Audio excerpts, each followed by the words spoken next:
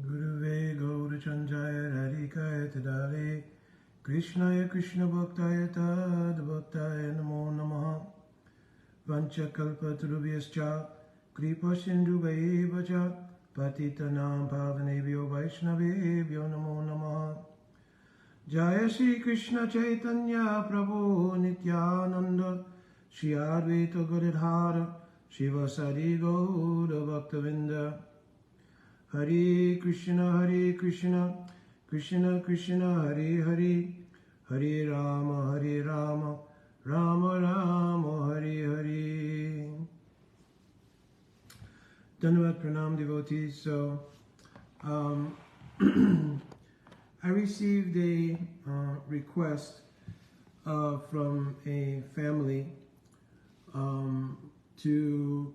Apparently they saw, and these had to be very old, I know they were from some years ago, that because I had not been able to sit to write a book and then coordinate the writing of that book with other persons who participated in the pioneering of the preaching, especially in West Africa, I had done a series of videos kind of just giving a sort of glimpse into that time.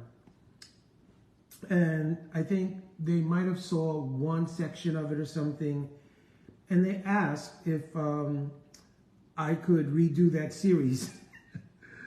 And I thought, that was like, I think 10 different sessions covering the time of serving the mission of Srila Prabhupada and Mahaprabhu and our Guru Vargas in Africa.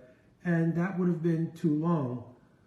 So I wrote back to them and told perhaps I could just do a synopsis, maybe in this one video, to kind of speak to that time and the events that took place then, and the nature of the wonderful feeling of pioneering preaching in Africa. And of course also I mentioned that there's always going to naturally be some shyness to speak about myself in relation to things. So I'm begging maybe some indulgence to make the narrative and the story of what happened clear. Then it was necessary for me to speak about some things in my own background and some of the things that I felt were part of the perhaps destiny to have the blessing of serving Mahaprabhu's mission by trying to do pioneering preaching there in West Africa.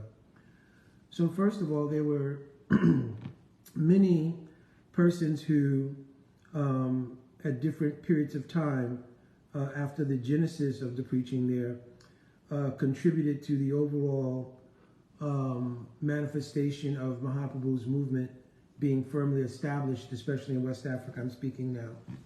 Which was Nigeria, Ghana, and of course, I think maybe later on, I had visited both Sierra Leone and Liberia, but I think maybe preaching was more established there later on, and other places in West Africa, especially in Ivory Coast and other places. So maybe let me just start at the beginning, try to make it in a story format, and I think that may be a little more interesting than trying to pick out pieces here and there. And also, I think I just wanted to acknowledge the great effort of so many devotees, whom I will name, perhaps maybe near the end when it can become, more clear. Those devotees that I can remember whose participation was so instrumental. So, and I'll beg now and I'll beg again then that if I have forgotten anyone or did not mention anyone, please do not take offense, and please you can write in the comments your name and participation, etc. So basically, I started visiting the ISKCON Society in 1972 in Brooklyn, New York. The society was located at 439 Henry Street in Brooklyn. And it so happened that I had an uncle, and let me do this. I'm going to grab this picture. Just give me a second.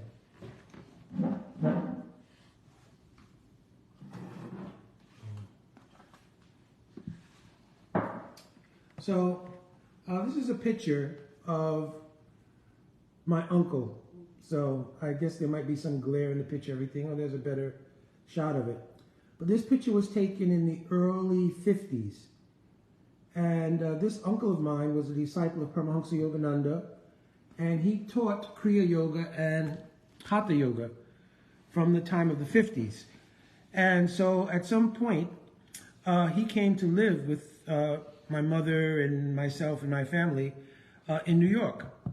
So when he came to live with us, he, sort of took a special liking to me and to my elder brother, Haridas Prabhu, and wanted us to be engaged in practicing yoga and so forth and so on. So of course I was young, so my enthusiasm was more for playing and sports and so forth and so on, not really yoga. But my elder brother, Haridas, he kind of insisted, no, we should do this. It'll be beneficial for you as you grow up. So long story short, we became involved in studying yoga with him. And he was not just teaching Hatha Yoga, but he was teaching the principles of Kriya Yoga and all of the philosophical things. It was the first time I'd heard words like Atma and Paramatma and even about some scriptures like Bhagavad Gita. So now to advance the story, he was very, not an outgoing person. He was very introverted, is the word I'm looking for. And he, at one point, wanted to understand the nature of Krishna's Mosala Lila. The Mosala Lila is when Krishna winds up his pastimes. So he wanted to understand that pastime, and he had me to, by phone, call the Brooklyn Temple and get as much information as I could from them about that particular pastime. So of course, obviously in 1972, I don't think devotees were very steeped in understanding what was Mosala Lila, etc. Obviously the 11th canto, Srimad Bhagavatam, had not even been produced at that time, so most references for everything were from Krishna book, that first trilogy of books by Srila Prabhupada. So when I called the temple, the devotee was very kind, and he said, we don't normally speak about those things on the telephone, but if you will come to the temple, we have several books that we can give you, and those books describe everything you want to know and more. So at that time there was no Uber, so we called what was called a gypsy cab, which was back in the day maybe an Uber. And my uncle gave me $50 and the cab fare and wanted me to buy as many books as I possibly could and just go to the temple, pick them up and bring them back.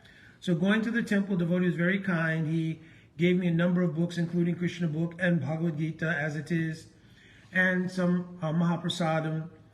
And so I returned with the books and everything, and immediately my uncle sat me down and he started looking for this information on the Mosala Lila. Of course, there was very little written. Maybe a section in Krishna book was written about Krishna's concluding of his pastime, so forth. But he did really, really appreciate this Bhagavad Gita, because previously he had only had like excerpts of Bhagavad Gita, and they were basically impersonalist commentaries on Bhagavad Gita and so forth. So now to have Bhagavad Gita as it is and very clear explanations, he was really excited. So he'd have me read Bhagavad Gita to him and then, kind of discuss it. Anyway, long story short, that led to me going to the ISKCON temple on a regular basis after that, especially on Sundays, because the devotee told me they have a regular program on Sundays. So he would literally give me the cab fare to go every week, to go to the temple, bring back some more books, and I would then, of course, stay for the Sunday feast and program and everything else. So that was the beginning of my sojourn with Krishna consciousness. And later on, after I had gotten out of high school and started college, but then I was a little, what should I do? I wasn't fixed on a particular career. I went to prep school, and after I got out of prep school, I went and I started to do a pre-med program. But as a teenager, and the idea that I would need to take remedial courses on Saturdays and Fridays, didn't align with my social agenda, if anybody knows what I mean. So that was out. So anyways, I started, I stayed in school for a little while, and then I decided I wanted to travel. I wanted to do something. So I joined the military and, of course, spent time in the Air Force. So it was the end of the Vietnam era, and they were giving early outs. So after being in the Air Force for, I think, almost 3 years, I decided to take the early out because they would also continue to pay for my going back to school, which I did, and so forth. But then on a break from school, I had decided that I wanted to sort of live in the ashram full time, because all the time I was in the Air Force, everything, I continued to study Bhagavad Gita, continued to read the books.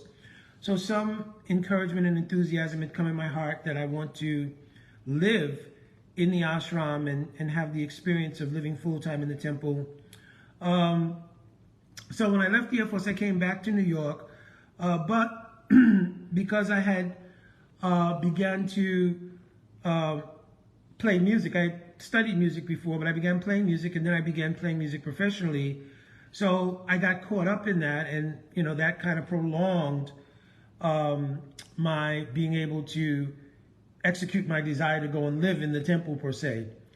But at any rate, maybe due to previous bhakti samskars or whatever, Sukriti, somehow or another there was enough of an impetus for me to say, listen, I'm going to put music on hold and everything else. And I was in college, again, completing college at that time, that I'm going to put all of that on hold, and I'm going to join the temple and, live ashram life and really try to dedicate myself.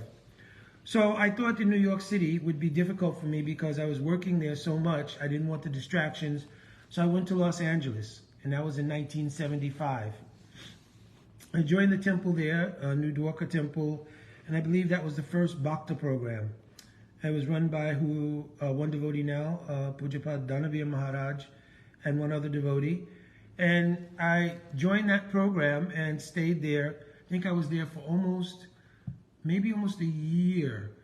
And I had written actually to Srila Prabhupada, because at that time he had to write a letter to Srila Prabhupada to request initiation, etc., etc. So I had done that.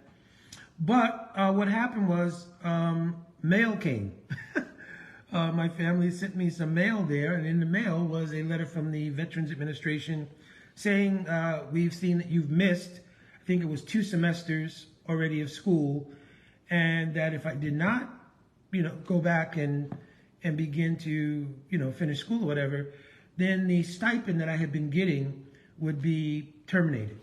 So long story short, I started contemplating, well, I don't know what will happen long term in terms of, my life. I mean, will I ever, get married or do anything else? So I really at that time thought perhaps I should finish school. I should try to create some kind of basis under which I could have a life and practice Krishna consciousness, under those conditions, rather than to just, at that time, try to just full bore stay in the ashram. So I'm giving all this just as a backdrop to going to Africa, basically. So then what happened was that I did go back, and I did go ahead and finish school and what have you. But what went on then was that, again, being back in New York City, the phone begins to ring again, and oh, you're back. And so a whole second iteration of a musical career evolved, and I started to become very involved in working in various musical arrangements, everything from recordings to doing plays on Broadway to working with obviously various groups and traveling, everything. So it was successful. It was enough for me to make a living. And so I did that. And I kind of balanced that with continuing to do a morning program and continuing to study and to chant my rounds most of all. So I never gave up those things. One was a morning program, chanting of my rounds, and reading. So I always remained doing those things, but I never felt the same level of satisfaction, obviously, of, what it was like to live in an ashram and be fully immersed morning to evening in nothing but practice of bhakti. So around 1979, music career was good, and, I was able to make a living, and my older brother had a business, and I was part of that. So I wasn't having financial difficulty or anything. and I felt like I had at least a semblance of bhakti in my life. So I felt that that was sufficient, but somehow or another I felt haunted always that no, I want more in terms of bhakti. So at any rate, in 1979, I used to work during the day, and in the evenings, I would take my dinner primarily at Govinda's restaurant on 55th Street, because it's when devotees had the big temple on 55th Street in Manhattan. So I would go there almost every evening because my work schedule kind of involved doing recordings during the day and then sometimes playing classes in the evening and so forth. And one of the places that I worked pretty consistently was right around the corner from the temple. So I would take my dinner there at the temple. Once while I was there, His Holiness Bhakti Tirtha Swami and Brahmananda Swami, he was sannyasi at that time, sent somebody down to the restaurant and told me that His Holiness Bhakti Tirtha Maharaj and Brahmananda would like to meet you. So I said, sure, yeah, So I went upstairs and I went in the room and met His Holiness Bhakti Tirtha Swami and Brahmananda Swami. And Bhakti Tirtha Maharaj asked me at that time that he was working on various projects in America, and also he was developing a collection of books for Africa and so forth, and would I like to give a donation, and would I like to help him in the communities where I was playing music and all these kind of things, would I help him arrange some programs for preaching? So I said, sure, I'd be happy. I gave a donation, and then I remember arranging some preaching programs for him at various places where I had some kind of social connection in Harlem and different places. So after that, the desire to really then again pursue full-time spiritual life was, sort of at its peak in my heart at that time. That no, I've done music. I felt like I had a successful musical career. I felt like I had made a living and so forth and so on. But I still felt a kind of emptiness around not having the full engagement in Krishna consciousness. So I decided at that time, again, that I wanted to join the ashram. At that time, I had a partner at that time. And so she also obviously had to be on board with that. And long story short, she decided that was something she was willing to do. So again, to avoid the disturbance in New York, I went back to Los Angeles. But this time, 1979, of course, in 1977, Srila Prabhupada had entered Samadhi. And so I did not find the same atmospheric conditions that I experienced in 1975. And I wasn't feeling as enthusiastic. So I made a phone call because His Holiness Bhakti Tirtha Maharaj had told me, if you have a need, you can call me. He had a project based in Washington, D.C., so I made that phone call, and he said, yes, well, if you're uninspired there, then, without creating disturbance or anything, then you can come here to Washington, D.C. So, of course, myself, my partner at that time, we made the trip to Washington, D.C., and we began to serve under His Holiness Bhakti Tirtha Swami at the Govinda's restaurant in Washington, D.C. So it was a little bit different in that it wasn't a large community that I experienced in L.A. It was rather small, but everyone was very intimate in terms of a close-knit group and working closely with leadership, meaning Srila Bhakti Tirtha Maharaj, and doing all of the same things, Harinam, various things, but the restaurant was also a key focus of preaching because so many people came in the restaurant. And because it was located on Capitol Hill, that meant also politicians, all kinds of, other people would come into the restaurant on a regular basis. So it was really a kind of inspired preaching at that time. The preaching began to expand. There was one of my godbrothers now, His Grace Sanatan Goswami Prabhu. He was one of the sort of foundational people in terms of helping the economic status of that place go on, because he had a business along with another devotee, and other devotees would go out to do collections. So in other words, the place was able to easily function, and preaching was also very, very good, and the atmosphere was also very nice. So here is where we pick up the story, beginning of the preaching in Africa. So one morning, this is in the latter part of 1979, we come down because every morning in the restaurant, before we would open it, we would have our classes there. And we were about to start Srimad Bhagavatam class, and His Holiness Bhakti Tirtha Maharaj began Jai Radha Madhava, but then he stopped abruptly and he said, I am going to send two devotees, myself and a devotee named Papastaya Prabhu. I'm going to send you to the Mayapur festival in India, and from there you're going to go to Africa to join Brahmananda Swami so that we can start, expanding the preaching in West Africa. So I was, of course, a little bit in shock. There was no mention about how, when, why. Papastaya was a brahmachari, and there was no mention whether my partner would be going or not at that time or anything. So then it was like really interesting phenomenon, because I was, okay, this is interesting and exciting all at the same time. But anyways, later on, we didn't end up going to India, needless to say, but I got a one-way ticket to Lagos, Nigeria, stopping in Dakar, right, which is, that was the first stop there, right, and $10 US. That was my travel fund, $10 US and a one-way ticket to Lagos, Nigeria. So Papastaya Prabhu ended up not being able to go as well, so I had to go alone.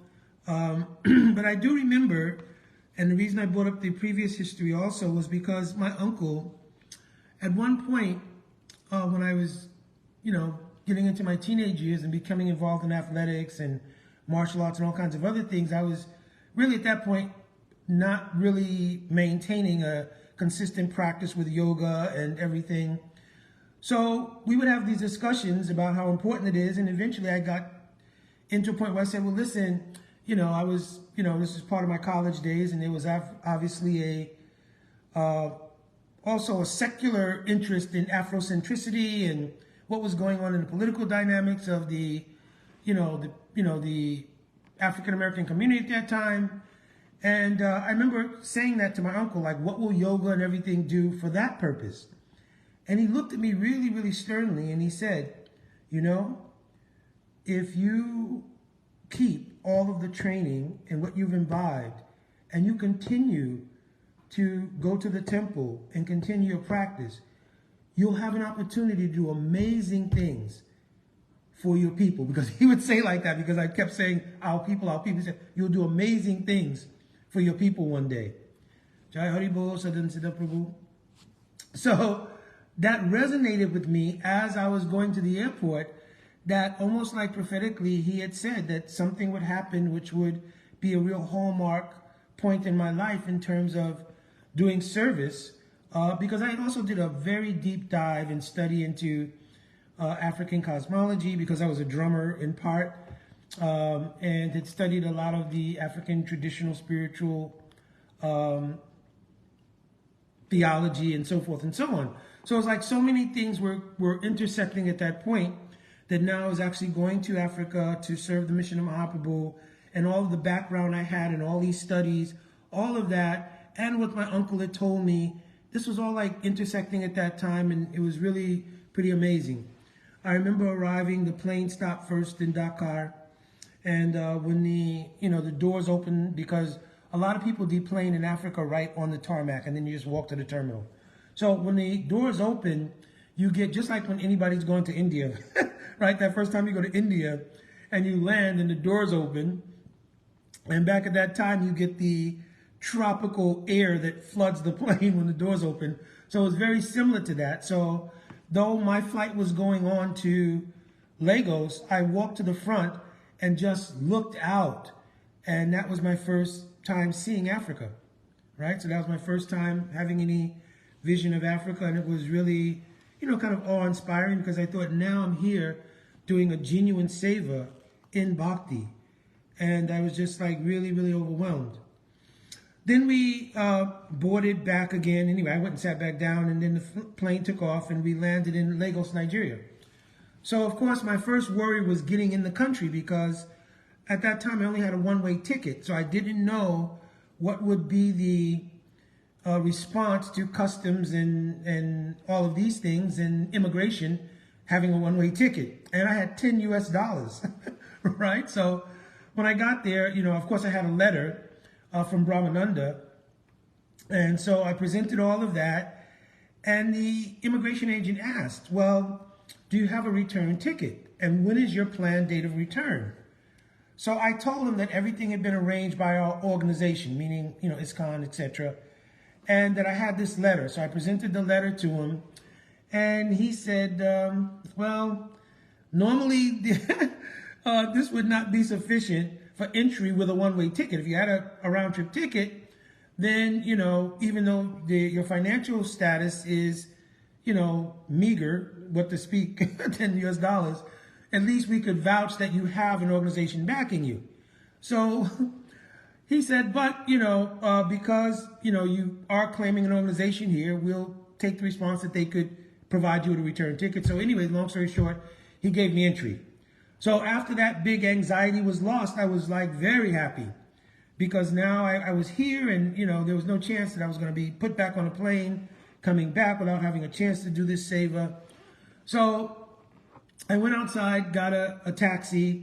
And of course, in Nigeria, one of the things is that taxis is not just yours exclusively. In many cases, just like in India, sometimes they can take other travelers. So one of the things that I did notice when I arrived in Lagos at that time, this is 1979, was the opulence, right? So I had not been to Africa, but I had done a lot of study on Africa. So I knew that Africa, was very urban in many places, and, very modern in many places. So when I arrived, the opulence was kind of overwhelming, because at that time, obviously, Nigeria was in the midst of the oil boom, and so there was money everywhere. So anyway, I got a taxi, and the taxi waited like 30 minutes before leaving. So I'm like, well, what's going on? And then two very wealthy, aristocratic, a male and a female, man and woman, I guess husband and wife, got in the taxi also. And I had on tilak, and I was shaved and everything.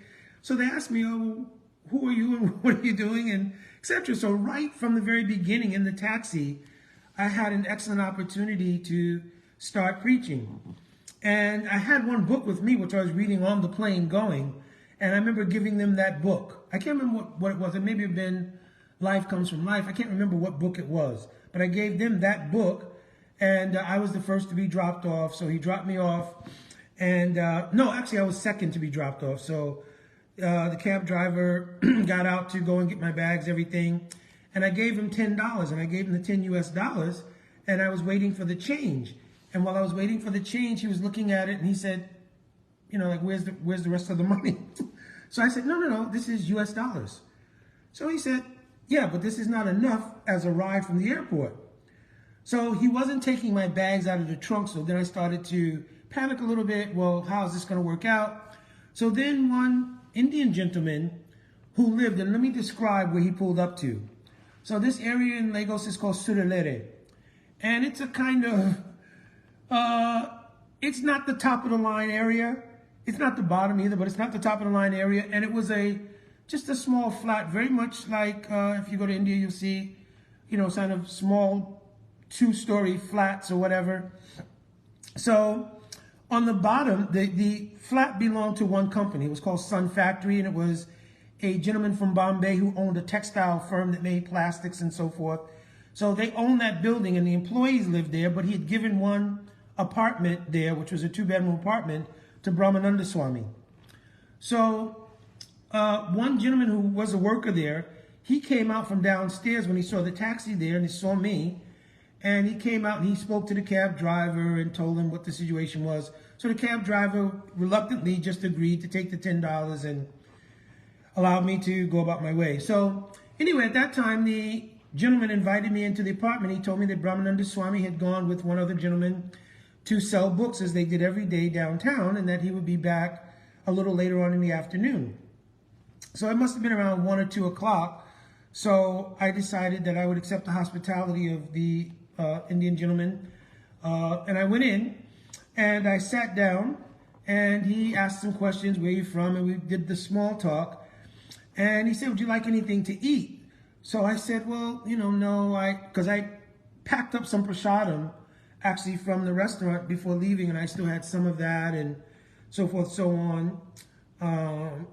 And plus, I don't think I took anything on the plane because, the idea was that, as devotees, we don't take anything from anywhere. It's a vegetarian supposedly on the plane, but I just didn't trust it. Plus, I had prasadam. Anyway, so he starts cooking, and all of a sudden, this huge smell of burning flesh comes through the doorway. And I'm like, oh my God. So I'm sitting there, almost a little nauseous practically. And then my next surprise is I'm sitting in the chair, and suddenly, like a fairly large-sized lizard runs from under the cushion of the chair and runs across my shoulder. So now I'm going through a kind of like, what is it? Not culture shock or anything, but it's a kind of sensory overload. There's the smell of dead flesh in the kitchen. There's, insects different places and lizards running around randomly. So I'm really kind of in sensory overload. So then he brings out his plate with some rack of some sort of dead animal on it and everything.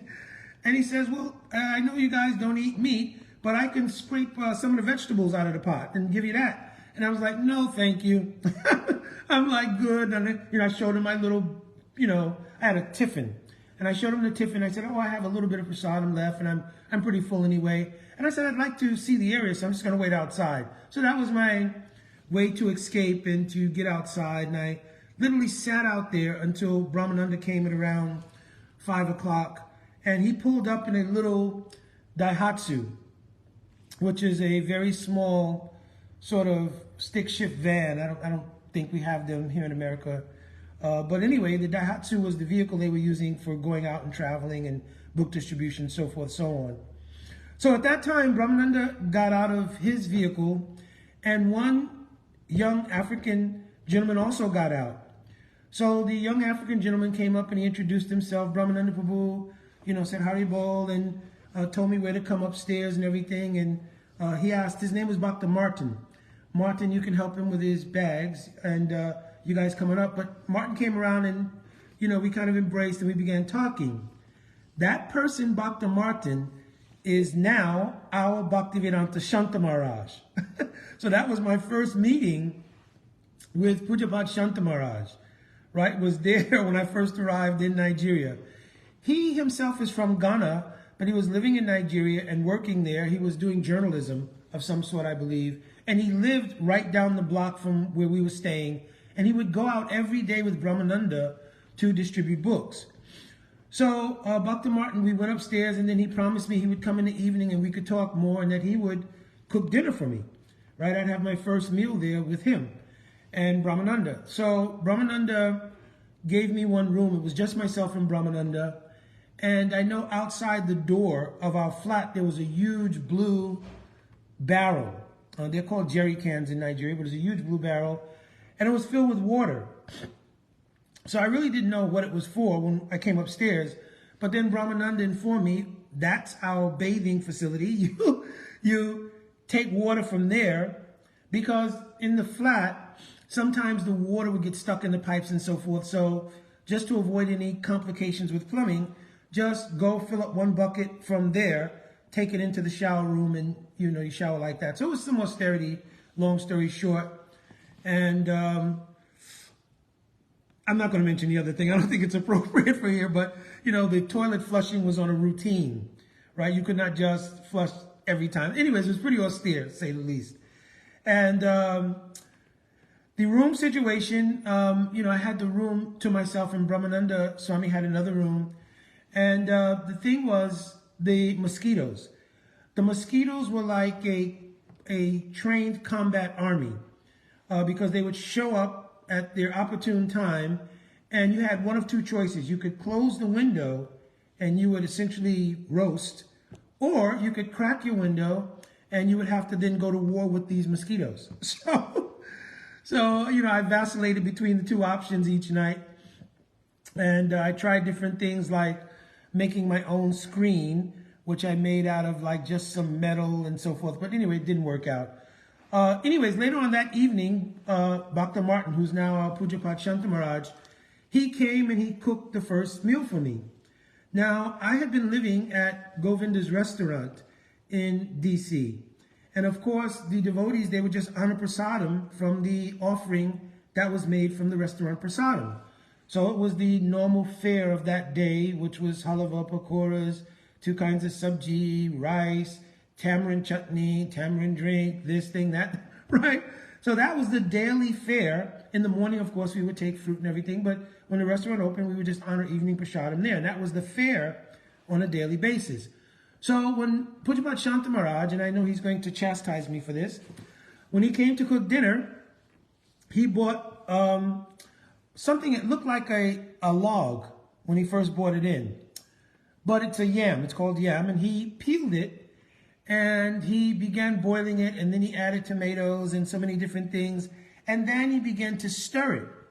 As he was stirring it, it got thicker and thicker and thicker, and as we're talking, the wooden spoon, which was a pretty sizable wooden spoon that he was using to stir it, broke. So in my mind, I was thinking, okay, we're going to now honor prasadam of whatever it is that he's cooking that was thick enough to break this wooden spoon in half. And I just, in my mind, thought, well, it's definitely not going to be pakoras, halava, sabjis, and all that. Okay. So anyways, but it was called yam porridge, and he then made plantain, and actually it was really, really good. So, you know, we became, I would say from that day, actually, like brothers. You know, we were pretty much inseparable. There was only the two of us at that time, and Brahmananda Swami. And so, you know, we became so close, unbelievably. I did not at that time, because in America I was always driving cars that were automatics. I had not learned how to drive a stick shift car at that time. So Brahmananda wanted me to go on book distribution. He wanted me to take the Daihatsu. So I had to learn how to drive stick shift, and Bhakta Martin would get in the vehicle with me, Pujapat Shanta Maharaj, and we would practice going up and down the road to his house, right?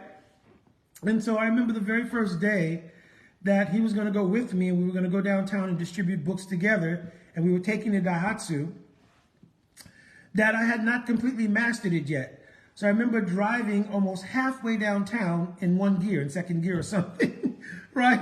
So anyway, this was the adventures of the learning curve of driving a stick shift. Anyways, once we got downtown, one of the most amazing things happened. We always carried maybe 5 or 6 boxes of books, because all the books were being provided by other temples in America under a program called Books for Africa. So we had books from floor to ceiling in the apartment. In the living room where we had a miniature temple area, books were stacked up floor to ceiling, literally. And I remember when I came in, I made a vow that I would read all of Srila Prabhupada's books, verse and purport, every single one of them. That was like my vrat in part in being in Africa.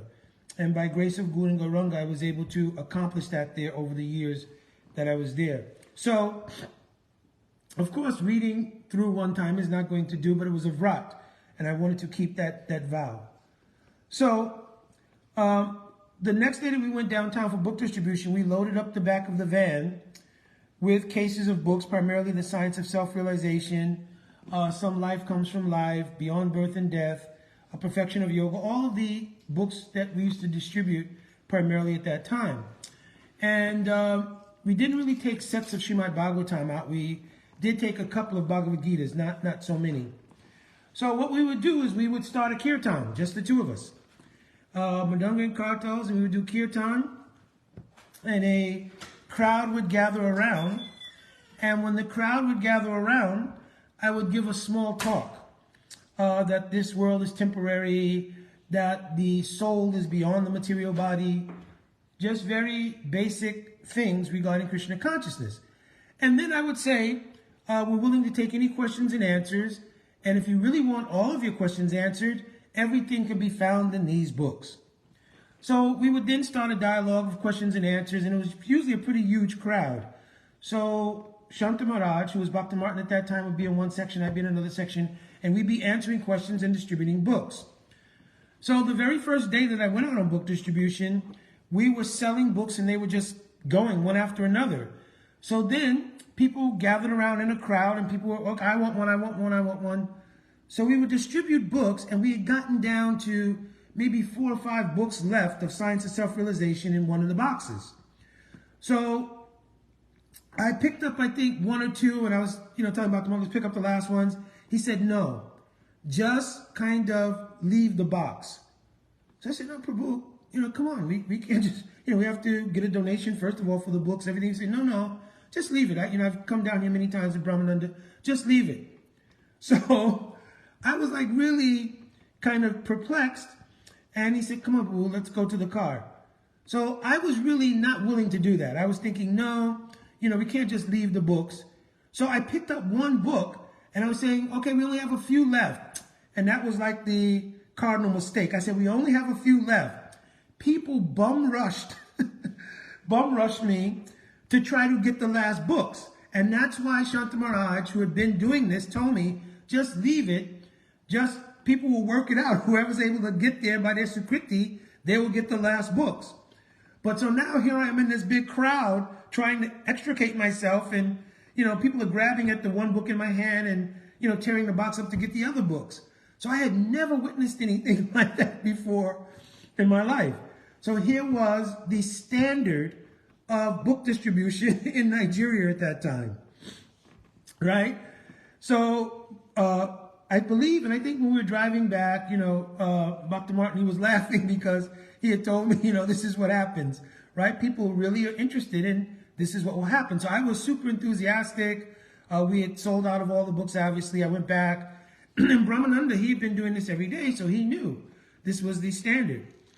So to speed things up, because this is kind of going to become long, so I wanted to then figure out a way to do sets of Srimad Bhagavatam, because prior to going to Africa, I was doing sets of Srimad Bhagavatam as book distribution. So, Haribol and Chantras Devi, Dandavats. So, I was doing sets of Srimad Bhagavatam books. So, I wanted to do that again. So, I told Brahmananda I just wanted to go around the neighborhood and see if that was viable. So, he said, oh, certainly. So, I took like 2 or 3 boxes of the Bhagavatam sets and put them in the vehicle, and I just drove right around the neighborhood where we were. And so one interesting thing happened. I went to one home and rang the bell, and one lady came to the door, and the lady looked really familiar. And I didn't say anything to her. I told her, what we were doing. We have a library of spiritual books that deal with the deepest part of the human psychology and human experience. That was part of what I used to say. And she said, oh, really? My husband would really be interested in this kind of literature. He's very deeply involved in spiritual pursuits. So she got her husband came to the door. He said, oh, come in. So I came in, and I saw another lady. And I saw a second lady there, and I said, wow, she also looks so familiar. But, I don't want to get distracted, and I don't want to also be inappropriate, right? So I sat down to talk to the gentleman. He, by the way, he was dressed like in a kind of robes and so forth, so on. Long story short, it turns out he was a Sufi practitioner, and that he was very much involved in studying metaphysical things and so forth. So he was very interested in the books. In fact, purchased 1 set of Srimad Bhagavatam. But he wanted to speak, so we spoke for about an hour and a half, just talking about, the soul and the concept of the soul in Islam, concept of the soul in Vedic culture. So I'm really involved, and then the ladies both come out, and they have refreshments and some fruit and everything, because they were vegetarian. That was the next thing that we got to talk about. So then I just had to ask, I said, excuse me, you look very familiar.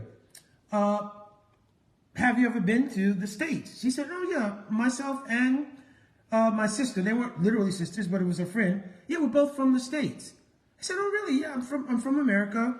and so forth. She says, oh yeah, we used to work there. We were in the musical community. I said, really? So then she told me they worked for a band that was really popular at that time called Chic. And I remember being on shows with them. So now this is like a whole nother experience. So we began to talk about, music in New York and everything, and how they had moved to Nigeria and they had met this gentleman, and, they were co-wives actually of this gentleman and so forth. So anyways, that was like a really positive experience because it let me know two things: that the idea that you could distribute whole sets of books, Srimad Bhagavatam sets, was viable, and that there were so many interesting people to actually get to not only distribute the books to, but to sit down and have incredible conversations spiritually with. So I continued doing that program after that. I would go on book distribution for some days, and then I would take some days and I would go out, now branching out more to other neighborhoods, to distribute sets of Srimad Bhagavatam. So that brings us to the next iteration of book distribution. And that was that one day I went to a very, it's more upscale area of Lagos called Victoria Island. And this is like where most of the wealthy people are living and everything. So I remember driving up to one complex, and in that complex it was a gated community where you needed a pass to open the gate, and then the car would go in and then the gate would close behind it. So I looked at that and I thought, well, rather than going house to house here, because the houses were very huge, and that was going to be a little bit of a problem to try to go literally house to house there. If I can go to this apartment complex, I would be able to serve all the apartments. That would be a better idea. So I waited until one car drove in, and I just piggybacked in on that car and found a visitor's parking space, and parked there. And I remember carrying one box with me of Srimad Bhagavatam. And I saw one gentleman enter into one of the apartments. So I went to that apartment because I knew he's home. I knew he'd just gotten there, and I knocked on the door. And he opened the door. He said, yeah, hello, can I help you? And, I told him, yeah, I'm, from America, and I'm here on a spiritual mission. And we have a library, same things I always say, that this library deals with human psychology and the human experience, and how society can be organized for optimal performance and, those kind of things. So he said, really? Bring them in. So I brought the books in, we sat down. So he looked at a few of the covers of Srimad Bhagavatam. He was really enchanted. And he said, let me give you some kind of refreshment.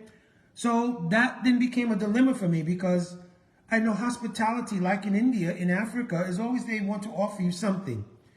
So I thought, I don't want to particularly eat anything, obviously, because I don't know what, obviously people eat meat and everything else.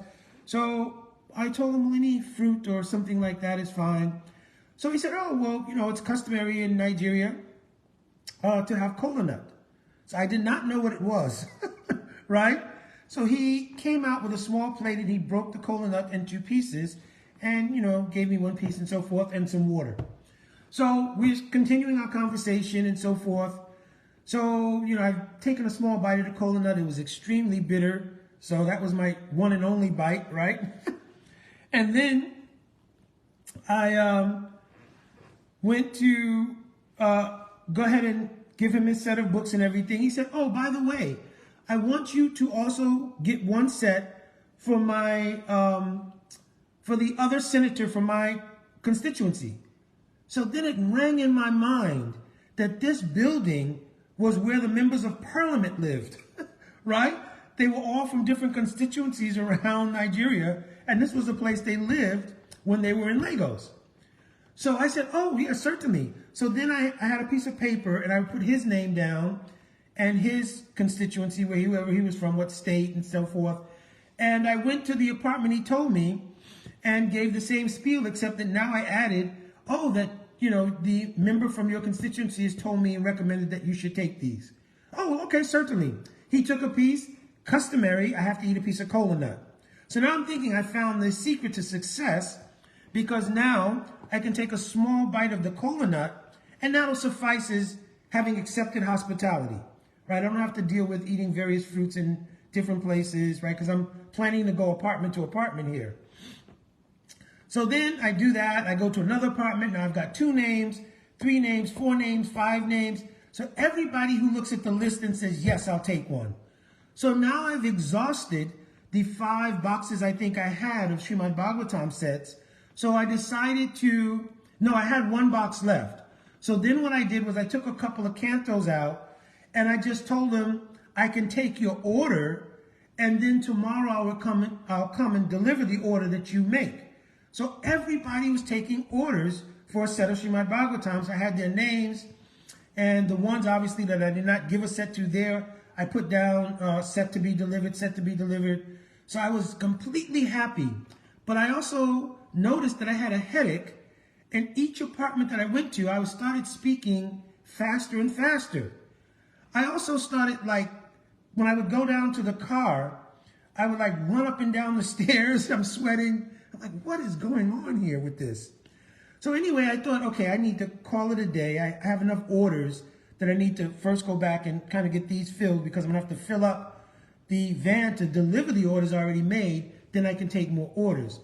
So when I'm driving back, because I'm alone now, I'm like really sweating and feeling a headache, and I'm thinking, wow, did I suddenly contact anybody and I'm getting sick? But I think that couldn't happen that fast. So I get back to Brahmananda Maharaj, and I'm telling, listen, this is a great thing, and I'm so many sets, and this is the place we need to be, and I'm speaking really fast. And he said, slow down. What's wrong with you? Right? So he said, did you take anything? I said, no, because he was worried that maybe I had accepted some drink somewhere and that might have had something. I said, no. You know, I only took water and like a little fruit. In fact, I only took a little piece of one nut that they have, this cola nut. So then he looks at me and he says, you know, Haribol, listen, the cola nut is an intoxicant, right? Because it's like, I guess, like pan and betel in India. So now I'm thinking, oh, this is what happened, right? So now I said, okay, that's it for me for the day. I have to go lay down and get this over with. So he's laughing in the meantime. So anyway, and then later on I tell, you know, Bhakta Martin, Shanta Maharaj, what happened. He also laughs at it, everything. But then anyway, I continued doing that for, I think, several weeks. And so many sets of Srimad Bhagavatam there. So this was the nature of the preaching. And even those books that we would distribute downtown, when we would have the Sunday program, well, that's a little bit later on, because the next thing that happens is that the place we're staying in, which belongs to the textile factory, is now going to be sold or transferred of hands or something, but we have to leave. And I remember thinking, you know, like where we're going to go, because Brahmananda had gone and he used to make life members at night. So myself, Bhakta Martin, and Brahmananda at night after our book distribution, we would go out every night and go and make life members. In ISKCON, that was a process where you went to different people and you asked them to become a life member of the ISKCON society. They would get a little passport. They would get gifts like a Japamala, a subscription to Back to Godhead magazine, and the ability to travel to the temples and have a free 3-night stay or something like that. So anyway, we would do that at night. So I remember us talking to many life members, and there was like no recourse of where we could suddenly move to. So then Brahmananda said, I think we should just get in the van, right, in the Daihatsu, and, oh, no. By that time, we had a second van. It was a little larger, right? So I had that one van that I used daily. Then Brahmananda had a bigger van. So he said, we should take the bigger van, and we should just travel and live out of the van and distribute books and so forth. So I thought, okay, that sounds good. That's adventurous. It's exciting. It's truly pioneering spirit. So I was gung-ho to do that. On the very day that we were due to move out of that flat, a gentleman from South India and his daughter came to visit us. And they mentioned that they had heard from one life member that we were in need of a facility and that they understood we would have to, you know, exit where we were. He said both myself and my daughter are medical doctors, and we've acquired a facility in a place called Ilupeju, right, which is another neighborhood, a little more upscale, and that we cannot use the full facility because it's huge. So we're thinking to take one half and we will donate the use of the other half for your temple. So that becomes the first real temple space that we have in Lagos, right, or in Nigeria, actually. And that place is just off the main road. It's called Ikorodo Road. It's just off that main road, maybe 1 or 2 blocks over. And now we have our own facility where we can actually not only do book distribution, all the other things we were doing, but now we can accommodate having programs there. So eventually we allow other devotees to come now, because now there's also a facility for other devotees to come. So who comes? Bhutta Bhavana Prabhu comes, Brajalila Devi, she comes, Rajalila Dasi, she comes, Srinath Prabhu, Parameshwari, who is now Prema Bhakti Didi, she comes. So we have a nice crew of devotees there. And of course, Bhakta Martin now comes and he's staying full-time with us in the temple and everything. And so now, you know, we have a place and we begin to fix the place up, and we're just doing the downstairs because it's a huge place, has a downstairs and upstairs. So on that first week before devotees arrived, the first couple of weeks, we only cleaned up the downstairs area. We didn't even go upstairs. We felt there was no need. We had enough rooms and temple space downstairs, so we concentrated on fixing that up and being able to have a Sunday program. When the other devotees arrived, because there were some Grahasta couples involved, so myself, my former partner, and Srinath Prabhu and, you know, his wife at that time. So we had to now utilize the upstairs space because we had brahmacharis downstairs, and so we had to use upstairs. So the very first time we went upstairs, we realized that the prior owners of that place had used that place for a very negative thing, right? I think it was like an abortion clinic or something, the upstairs part. So we were completely distraught. We went down to tell Brahmananda that we don't know if we can stay up there. Even cleaning that place, the aura, the atmosphere, the vibe of that, how can we do this? So Brahmananda Prabhu said, listen, we'll have a Mahakirtan, do even a fire yajna downstairs. And of course, we will go up and we will chant and do like Nrsinga Puja, so many things. So anyway, we went through all of those different rituals and so forth in order to purify that space. And of course, primary to everything was Harinam. So we just did Harinam continuously up in that space to try to purify that atmosphere. We eventually got it cleaned and everything, and we had done all the purification things I mentioned. So now Grahastas were staying upstairs, and we had brahmacharis in the temple room downstairs. So now whenever we would go on book distribution, we can invite people back to our temple. So maybe less than 2 weeks into the idea of a Sunday program is packed, right? It is literally packed. There are people coming continuously. And so we're like really fired up that the preaching is really great.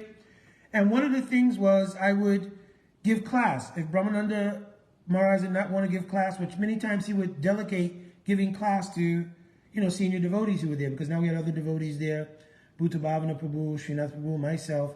So he would have us give class on Sundays. And I remember once giving class, my first time, and then at the end of the class asking for questions. And, you know, all the hands go up, and so you're taking questions one at a time.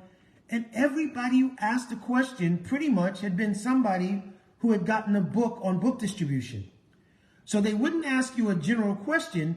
They would ask a question like, on page 52 of Life Comes from Life, third paragraph, it mentions here. So then I'm thinking, wow, do I remember paragraph 3 from Life Comes from Life?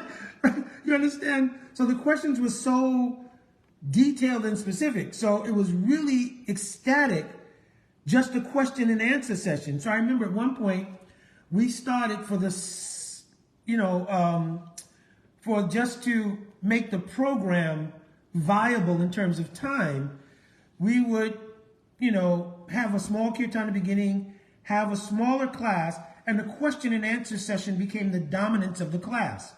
And then after that, there was always kirtan, and the kirtans went on for hours, like hour and a half, 2 hours, right? So to make the program more concise, because you still had to distribute prasad, that would be the norm. So this was the nature of preaching and its evolution. I'm going to end by just describing maybe one thing that was also very prominent part of preaching in Africa as a whole, and that was after we had established a few centers in Nigeria, and many devotees took part. I need to start naming these devotees. His Grace Ishwara Prabhu, who's now living in Vrindavan. His Grace Ajay Krishna Prabhu, who is now in London.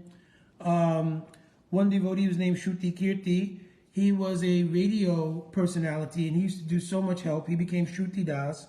Of course, all the American devotees, so I mentioned Brajalila Devi, Bhuta Bhavan Prabhu, Srinath, Premavati Didi, Hari Murari Prabhu, all who came.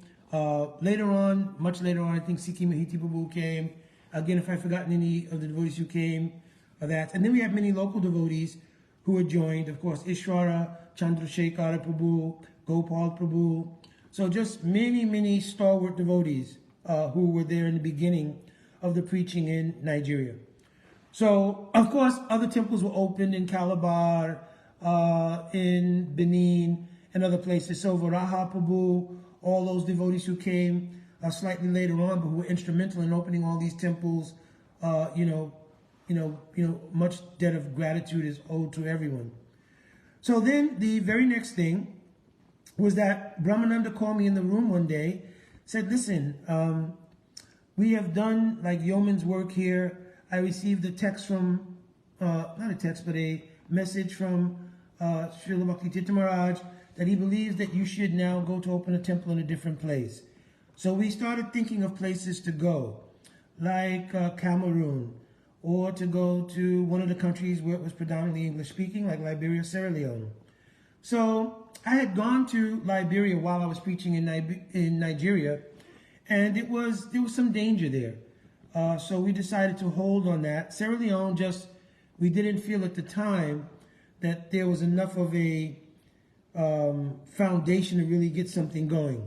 So Bhakti Tirtha Maharaj wrote back and said he had already been to Ghana once with, whose name was Mahamantra at that time, who later became Shanta Maharaj, right? He had gone there with him, so we should go to Ghana.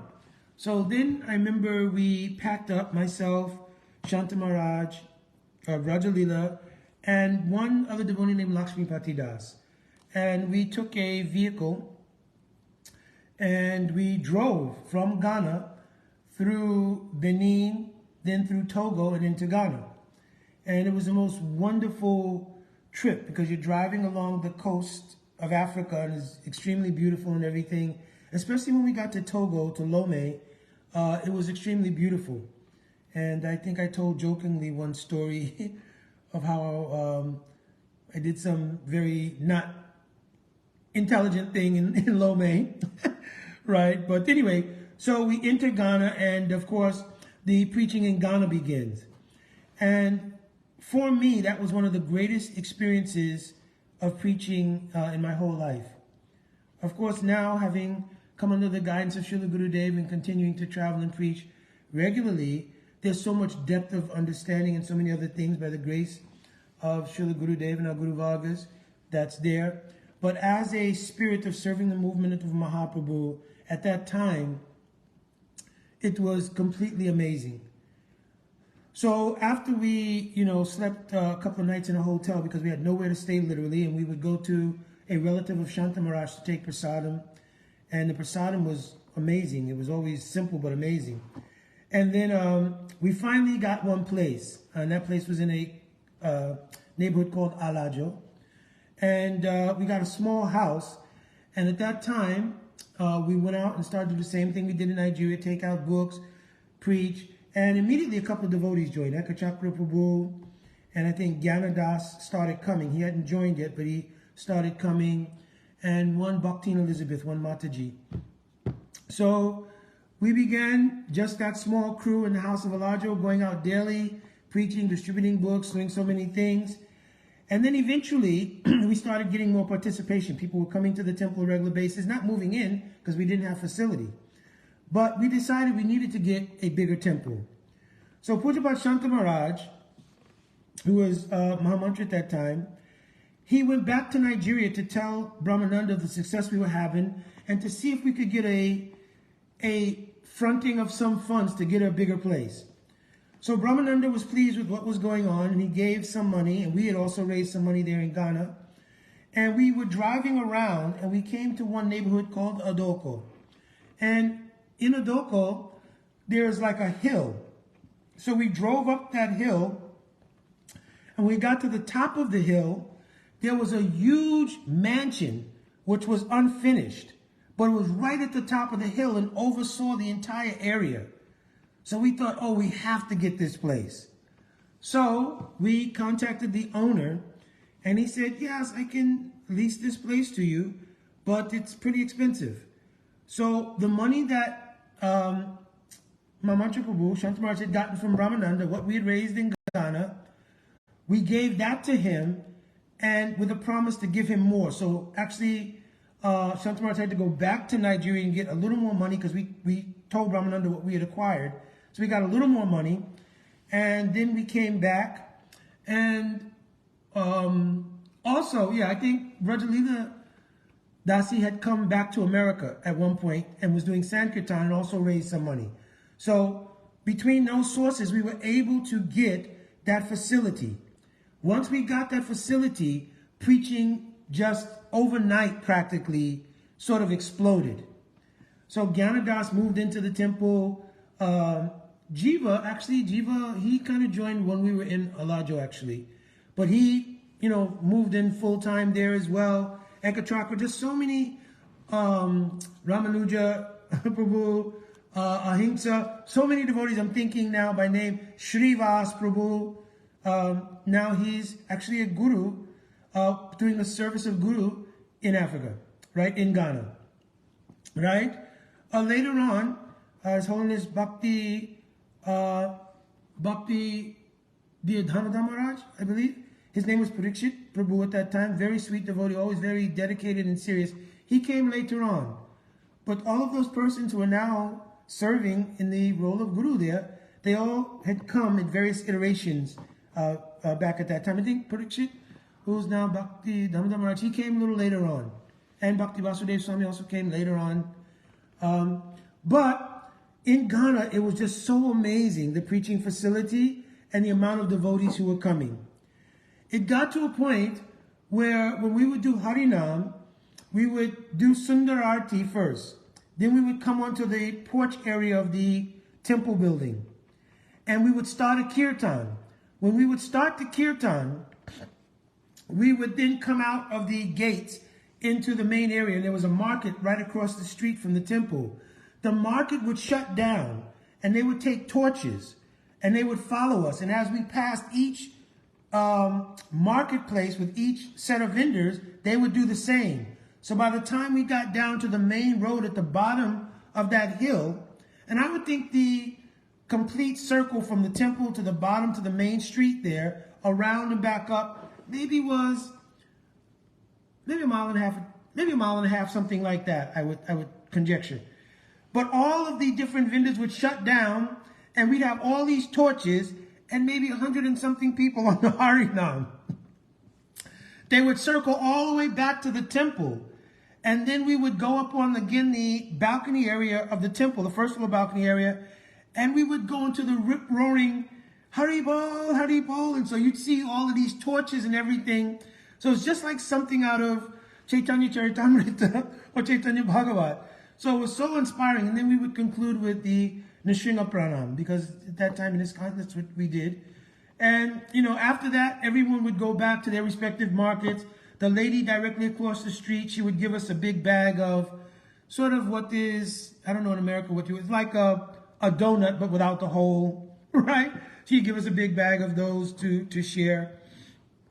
And so it's just very, very ecstatic times preaching there. The Ghana temple, I stayed in Ghana for almost 3 years, and the temple just continually grew and grew and grew. We ended up developing a Gurukul for small children there that was run by one devotee, Raivata Muni, and then later on, Guru Das Prabhu. And it was just very successful. We had many grahastas who had started to come to live, and so we had some places surrounding the temple, and it was just very much flourishing. Of course, His Holiness Bhakti Tirtha Maharaj came. I think I told the story once he came during, I think it was a gasoline shortage. So we were unable to get food supplies into the markets, actually, literally. And this went on for about a month or something. Other than that, I have to tell you, in Ghana, prasadam was an amazing phenomenon. Because you could go to the market, and the Fulani, they are a cow herding tribe. And they would make fresh curd. That was, it's called wagas, but it was incredible, right? And all of the various vegetable dishes that were made in Ghana were just, it was incredible. Nigeria also, everything was very good, but Ghana, it was just really, really, somehow or another, very special. And so also we began to teach the devotees how to make various things like samosas, pakoras, and all the different sabjis. So once when Srila Bhakti Tirtha Maharaj came, because of this gasoline shortage, we could not get a supply of different things to make. And so Maharaj, he was in Nigeria, I believe, and he called to say that he was coming. And I told Maharaj, maybe this is not the best time to come because of what's going on. So he said, oh, okay, I'll think about it. I'll maybe take your advice and I'll think about it. So once we did the Harinam, because we would maintain our program, and we came back to the temple, and we did the concluding part of Harinam, which was always very ecstatic. And then we immediately stopped, Jai Shri Nrsimha Bhagwan ki Jai, Shri Sachinandan Gaur Hari ki Jai. And just as we were concluding the sort of Jai Dhwani, a taxi pulls up, and it's Bhakti Tirtha Maharaj. So he steps out, and the kirtan starts all over again. So then another hour and a half later, we're saying the Jai Dhwani. But the point is, we had no facility to really offer anything at that time. So I remember there was a place we used to go to regularly, which was a American family living in Ghana, and they had a bread factory. So we went there, and they would make fresh whole wheat bread. So we bought 2 loaves because they were rationing it, and we wanted to at least have that to offer to Srila Bhakti Tirtha Maharaj. So we were able to get that and a few other things. And so he sat to eat with the devotees, and we cut the bread, everything, and devotee baked it and had some other things there, and we gave them that.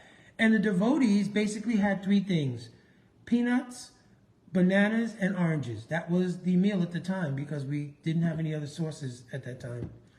So Maharaj looked and he said, where is the other bread? You can bring out the other bread. Devotees can take that bread now. So we told Maharaj, there's only 2 loaves, and those 2 loaves are really meant to kind of for the time that you're here to last for that period of time. So then Maharaj took his bread and started cutting it into pieces and putting on all the devotees' plates. So I thought it was just a very wonderful gesture of his kindness and so forth to devotees, and his mood also of humility and so forth. So Maharaj then traveled back, and I remember we continued with preaching, which was just outstanding. It got to the point where when we'd have a Sunday program, what we would do was we had found a private beach that was strictly accommodated for devotees. It's called Botiana. And we would pass through the village going to that particular beach, and as soon as we entered and do a little bit of Harinam, all of the young children in the village, they would go up the trees and bring fresh dabs, it's called in India, but fresh coconut. And so we would take all the fresh coconut and everything, go to the beach, do Harinam. We would give a class there on the beach, and then allow devotees to go swimming. Ladies would go one section, gentlemen another, and go swimming, and then come back. One half of the temple would stay back to prepare for Sunday feast. The following week, that half that stayed back would then go to the beach, and the other half would stay back. Right? So I know what you're thinking. Mukunda, did you go every week? I think so. I think so. Of course, that was in the mood of service, right? So, but anyways, just very wonderful atmosphere of preaching, and that went on for like 3 years. And then, of course, I have to conclude this because this is absolutely too long. There were many, many significant things. The meeting of presidents in Africa. After we left Ghana, we went to Zambia and Zimbabwe to open temples, and then to Kenya to help develop the temple they had in Mombasa. And in all of these places, but especially in West Africa, the temples flourished and grew to amazing heights. And I think I always pray that any kripa that may come from the mercy of Sriman Mahaprabhu for trying to do that seva, that may that somehow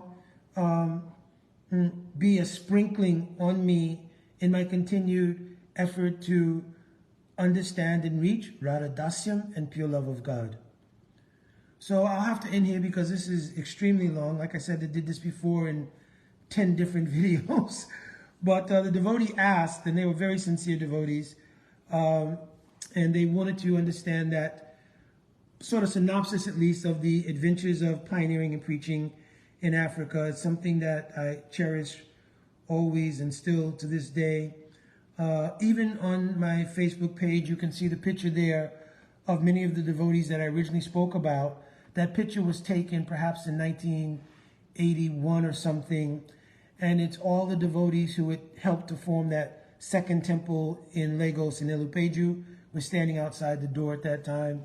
Of course, there are many adventures in all these places which I cannot go over for lack of time, and similarly many adventures in Central Africa when we're opening temples there.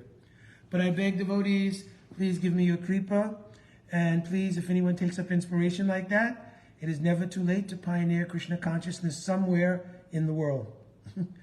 Jai Hari Bol Radhe Radhe Vanchakalpaturubhyascha Kripa Sindhuveva cha Patitanam Pavanebhyo Vaishnavebhyo Namo Namaha.